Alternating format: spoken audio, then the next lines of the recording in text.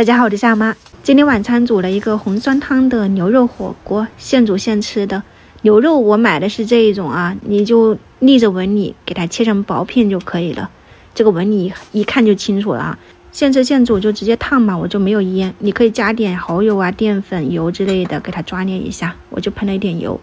红酸汤就是下午整理的时候，这个凯里的玉梦红酸汤我就倒了一大半啊，大概就200多克，它这种矿泉水瓶大小，就打出来就很浓郁的那种酸辣口。我看了一下后面它是有2-3个添加的，它可能就和我们做酸辣椒啊，然后那个剁辣椒一样，如果没有这3个添加，那可能就砰砰砰啊。这个就食用油加点猪油，你切上一点姜葱蒜，给它爆香了以后，如果有新鲜的番茄你就放几个进去，再倒入这个酸汤，给它翻炒一下。喜欢酸辣口的这个就很好吃，那可能也要根据自己的口味哈。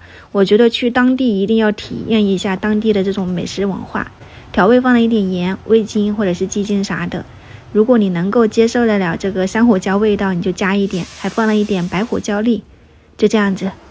然后点缀一下，就是上面会放一点芹菜、大蒜苗，这个就是我们的酸汤牛肉的汤底了。这个煮汤、煮鱼、煮牛肉，然后煮鸡都很好吃的，你们如果喜欢酸辣口就可以去尝试一下。我不是带了一点新鲜的红豆吗？早上还剩一点肉末，和它一起翻炒，加了一点酸菜进去。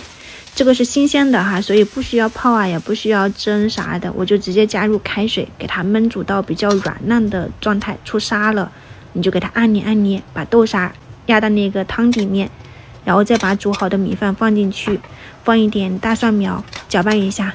一姐超喜欢吃这个泡饭，就豆沙那种绵密，然后配上酸菜的那种汤底啊，真的很好吃。